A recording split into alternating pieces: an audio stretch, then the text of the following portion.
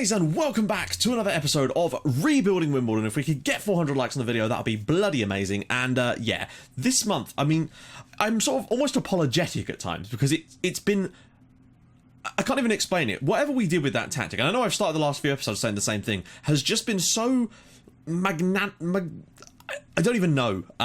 Let's just enjoy the highlights and I'll join you guys in a sec for the Palace game. Salvi's corner. Oh, Anderson at the back post, and it is 1-0 here at, well, I assume it's the Olympic Stadium by now. West Ham 0, Wimbledon 1, and we're winning again. This is crazy stuff. And there we go, West Ham 0, Wimbledon 1, a massive victory away from home. Thoroughly deserved and another good result. It's just, I don't even know what to say anymore. Back for Everton, can he spin it? He does. Williams is in there and it is 1-0 to Wimbledon on 8 minutes. Shane Williams, the rotated team, is doing the job today against Everton, which is what we like to see. Fabio to Baltam. Runners all over the place. Baltam goes past one, pulls it back surely. Williams is in again, and Shane Williams has scored twice in the first 10 minutes. That is what I wanted to see from this guy now. That's more like it, Shane. Diallo. Slips it through for Fabio. Fabio turns. Fabio strikes it 13 minutes in, and we're 3-0 up against Everton, just like we were last time. So let's not throw it away this time, lads. Okay, maybe a fourth and a fifth would be lovely. Farmer to Bonnie. Oh, that's poor from him. Gold. Fierro. Slips it through, and it's Ryan Gold is in, and Everton have got one back. Let's not start that shit again, guys, eh? Fabio's free kick. Flicked over. Oh my god, it's gone straight in. I don't know who scored it. And it is... oh, it's a Baker own goal. Wimbledon 4, Everton 1 here. Everton's cross. Baltam's header, and it's gone in, and it's 5-1 in the first half. Imran Baltam makes it Wimbledon 5, Everton 1. There you go, 5-1 with a heavily weakened team in the FA Cup. Wow, that's all I can really say there, wow. Back for Nuri. Renato Sanchez, good goal from Man United. Oh, damn it, we've been really poor to start with here. Wimbledon 0, Man United 1. Damn it, a good win against them today could really put the distance between us. So Carlos, can we get that equaliser? We could really do with it. Salvi, oh, we need a good cross now. We need a good cross. Pulls it back. Fabio's in there, and it is 1-1 here at New Plough Lane, and Fabio is the man with the goal. 26 this year, and we've got an equaliser against Man United. Gets the run of play, though. Just wide pulls it across. Fabio on the rebound, and oh my god, we've turned it around again. Fabio makes it 2-1 to Wimbledon with 2 goals today, and we've flipped it on Man United. We've been great in the second half. Ball in. Everton, and it's 3-1 to Wimbledon. This second half, we put a rocket up their asses at half-time, and they have really turned things around. My god. Can you pull it back for someone maybe? Buzz. Oh, it's in for Fabio anyway. It's 4-1 Wimbledon. He's missed a penalty, and now he's made it 3 and got himself a hat-trick anyway. The power of the comeback in us is ridiculous. Well, there we go. 4-1 against Man United. Our home form is astonishing, but not only that, I would be interested to know how many points we've gained from losing positions, because we were 1-0 down at half-time. I put a rocket up them, changed a couple of things, and boom. What the hell? Salvi getting it out of his feet and having a little run here. Can he find a cross? Goes short for Masek. Masek coming across. Mateus is in there, and it is 1-0 at the Riverside. No, not the Riverside, at New Plough Lane. And we would actually be going 4 points clear at the top of the league with this point, which is outrageous. Well, there we go. 1-0. We either seem to be really tight and nick it, or we absolutely obliterate teams. It's really strange, but we got the win, but Mateus' injury is a worry for me. Right, guys, we're back. And as you can see, we're top of the league. We're 4 points clear now. It's getting ridiculous. Like, Arsenal have started dropping points. They dropped points against Chelsea. They drew, I think, 1-1. And they lost, they drew 0-0 with Man United as well. At the Emirates, no less, which was strange. Because United haven't been that great. But what I think is going on with this tactic, whatever we've done, okay, fair enough. It clearly works very, very well, as you guys would have seen by now. Like, the point that we're putting, like, 4s past... We've put 4 past Arsenal, Spurs, and 5 past Chelsea this year. 3 past Swansea away, 5 past Everton on multiple occasions. It's just... it's crazy. Something else that's worth pointing out is that Fulham have actually got the fourth best defence in the league, despite being 17th in the division. It's crazy. I've never seen that before. It's like the opposite of Villa last year, who have turned into an amazing team because they've got Jack Butland in goal, which is probably the reason for that. But we'll get into a question of the day as well. Today's question of the day is this: what is your next save going to be? That we've talked about this before, and my next save, I'm hoping to do the improving the nation. The league sort of save, but I'm leaning towards doing it with FC Copenhagen in Denmark, because I really wanted to do a save in Denmark, and I like the fact that their season runs the same kind of lengths. It runs in parallel with the other sort of more southern European leagues, rather than the sort of during the year ones in Sweden and Finland and you know, those types of countries. That, and they've got decent they've decent youth intake, which means that we can obviously get some good players through like that as well, like we did with Red Star, and I've missed doing that. And also they've got decent rules regarding foreign players too, and a decently competitive league to begin with too. So I'm looking towards thinking it might be FC Copenhagen would be my next save, but we're not entirely sure yet. It's just my sort of where I'm working towards at the moment. I've always liked Denmark as well. So yeah, let me know what you've, well, if you've got any list for a question of the day, drop us in the comment too with the hashtag QOTD. I spoke really fast there, even by my own standards. I always have a lot to get through, and that's why I tend to speak faster during these early parts of the videos. But yeah, what it is, I mean, we're going to take a quick gander. I'll show you, obviously, Fabio's top scorer there. I mean, he's got 31 goals in 24 matches. He's going to get 50 for us this year, you'd feel. He missed the last match through a cold, and we managed to win it 1-0. Eisler's got 6. Salvi's got 5. Mateus, who's now out injured for 7 weeks, has got 5, which is a bit of a worry because Kirk is out injured as well. And we may have to recall Colin Murphy at this rate, although Bishop's sort of filled in, and he's about the same level of quality. Salvi's got himself 15 assists this year. He's taken over from Everton, and Everton can't get in the team at the moment. I did play him as a substitute against Middlesbrough thing, but other than that, it's mental how good he is. He played against Everton as well. Everton played against Everton, that's right. So last 5 matches, again, 4 players averaging over an 8 with Fabio, Baltam. Shane Williams also scored twice against Everton, which was beautiful. Sorry, I've got my leg all tangled up in my desk there, right. So it's all looking good on that front, but looking at look at this. The last time we lost a league game was the Manchester City. We've lost once in the league all season, and I thought when we went down 1-0 down to Man United, that was us done. But I put an absolute rocket up them at half time. I basically said, you know, the aggressive approach. And then in the second half, they came out and were a different team. We could have had 5 because Fabio missed a penalty in that game as well. He could have had 4 again. I don't understand. I think one of the people, someone told me that having high determination on players means that they're much more resilient when they go behind. And I don't know if that's actually true, but we do generally have a lot of players with high determination stats. So I just wonder if that helps us a lot when we go behind, because we have done that a fair amount this season. I think we went behind against Chelsea in that game as well. Oh, no, maybe not. No, never mind. But we do seem to be able to gain a lot of points in those situations. But what I've noticed is that you notice that we've actually been sort of scraping past teams like Fulham and West Ham and Middlesbrough. I mean, see, scraping, we were dominant in the game and they didn't really have any chances. And Newcastle, although they were a better side, Southampton. But the big wins this year have come against the likes of Chelsea, Arsenal, Spurs, Man United. And I think the reason for that is teams are now setting up against us to basically defend like crazy. That seems to be the way they play against us, particularly the smaller sides, like your Middlesbroughs, your Fulhams, those sort of teams, the lower mid-table and even lower, are all setting up like that, which means that generally it's quite difficult for us to break them down. We're doing it just in a lot of these games, only just though.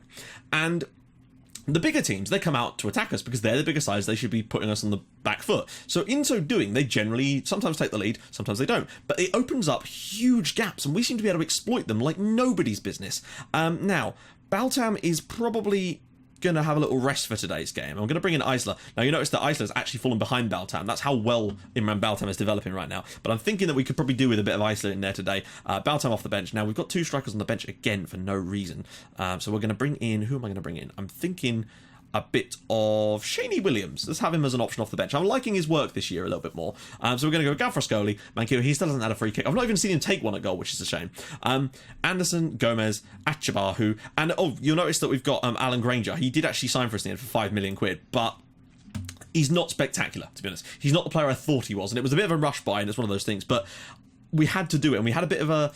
I have a worry about our wage spending, because I was looking at our financial fair play things, and apparently we are now spending more than we should be on wages, which is weird because we have the 15th lowest wages in the league. However, I believe that is because you can only increase your wage spending by a certain percentage of your overall wages, and I think we've exceeded that. Now, the worst thing is, why have we been allowed to exceed that? I've not had any notifications about it, because you sometimes get a report through, but it didn't say anything about it. But that's usually the one for continental competitions rather than for, you know, domestic stuff. Oh, fuck, I clicked quick pick and put Imran Baltam back in again. Oh, well, we'll bring Eisler on. Fabio's only just back from his cold, so we'll kind of give him a break on that one. But, yeah, so I'm a little bit worried, and that's the one reason I didn't go out and sign anyone, because I don't know if we can be allowed to, because it's red on the finance page. And I think the problem is that because our wage budget was so low when we got to the Premier League, even though we're not really increasing it by much, like this season our wage budget is increased by, I think, 8 million overall. Which is not much. So if you're Manchester City and your wage budget increases by 8 million, that's bugger all. But when you're Wimbledon, because we're not spending that much, it looks like it's going to cause us huge problems. And I think we might end up with a bloody points deduction or something, which would be really bloody annoying, considering how little we're still actually spending on wages. Fabio in again, and it's a good block, but we started off well here against Palace, but that would be a bit of a kick in the nuts, frankly, if we were to actually get a points deduction. But I think from what it's saying, it would be next season, but that's still not great.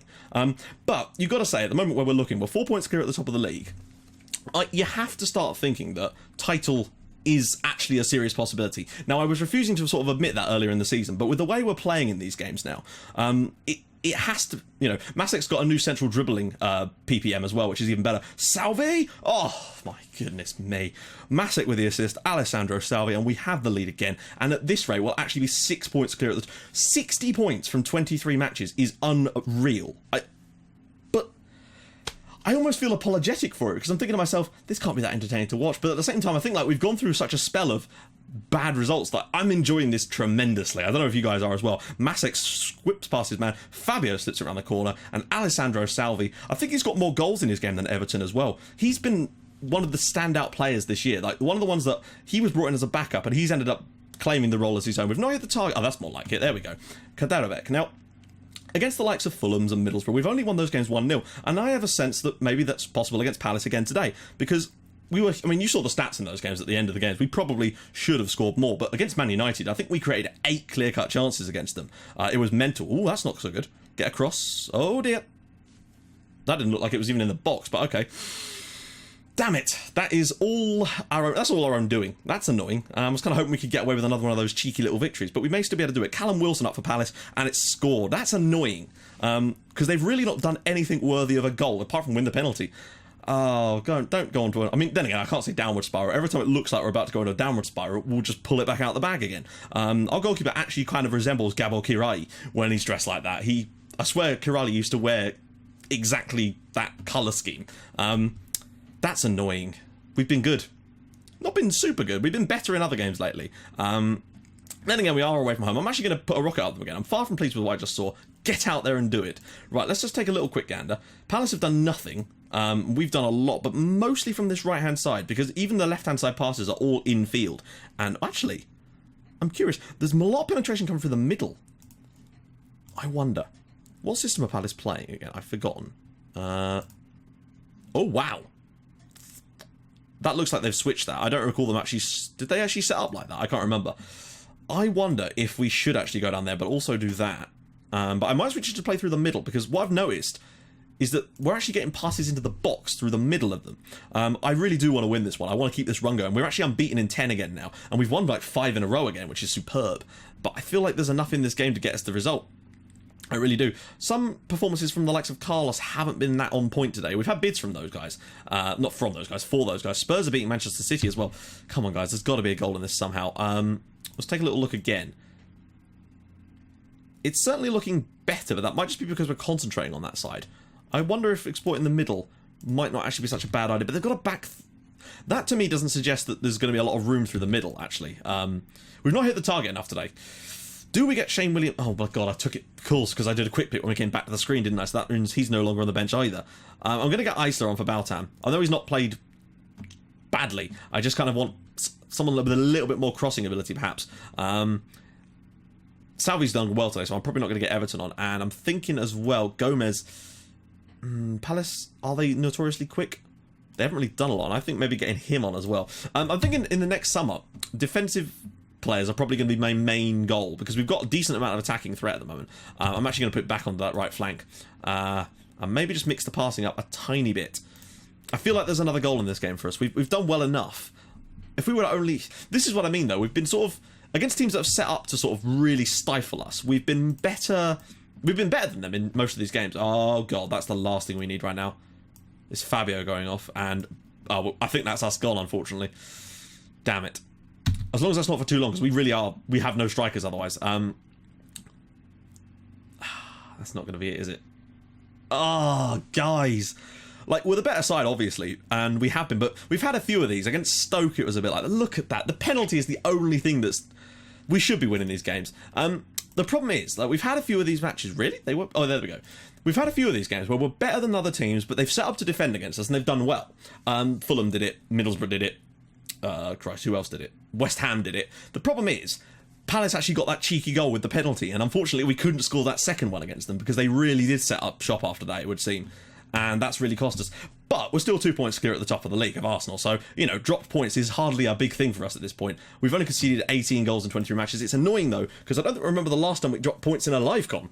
I don't think we've done it entirely this season, which is a shame, but there we go. You notice we've got Sheffield United in the next round of the FA Cup, so that's going to be a nice opportunity for me to rest a few players and hopefully take the win, because once again we're at home, not against the Bramall Lane, so I think we should be able to sneak through. I mean, we put 5 past Everton with the rotated side. Actually City did turn it around in the end, and City is starting to catch up into the battle a little bit. Now, you might think, well, with the way you're playing, you can win the league, and I think we can win the league. Whether we will or not is a different matter, and I think that this injury to Fabio could dictate he's actually okay, and I think we might be all right. He's got 28 goals this season. So, next episode, guys, is going to be not double A. I will do them maybe later on if we go further in the tournament, but I don't want to do them every time, because think about how many rounds there are. It would take a lot of episodes to do that, and I think that's a bit wasteful. So we're going to do the Stuttgart home game. So in between them, we've got Sheffield United, Blackburn, Leicester, Huddersfield, and we've got to go away to Germany. And yeah, in the next episode, it's going to be the Stuttgart home game. But we're still unbeaten in... how long? It's been a while since we lost against Manchester City, and that was when? Oh no, so we lost to Inter, which was a strange one, but there you go. We've got it in the tank, and I think this year, Champions League is in the bag. We have to say, we're like 25 points above that now. But whether we can win the title or not, I don't really know, and I'm not really that bothered about winning the league. This year, for me, was about getting Champions League football, because I think that will allow us to keep our best players. If we play in the Champions League next year, we'll get huge money, and we'll be allowed to keep our best players. But we will have to be careful with the wage thing, because I don't know if we're going to end up with a points deduction next year or some crap like that, which would be really annoying for a club like us that are still only the 15th biggest wage spenders in the league. But there you go. Got to play by the rules. I just didn't know. Anyway, I'll see you guys soon. Thank you so much for watching, and I'll see you guys in the next episode. Bye-bye.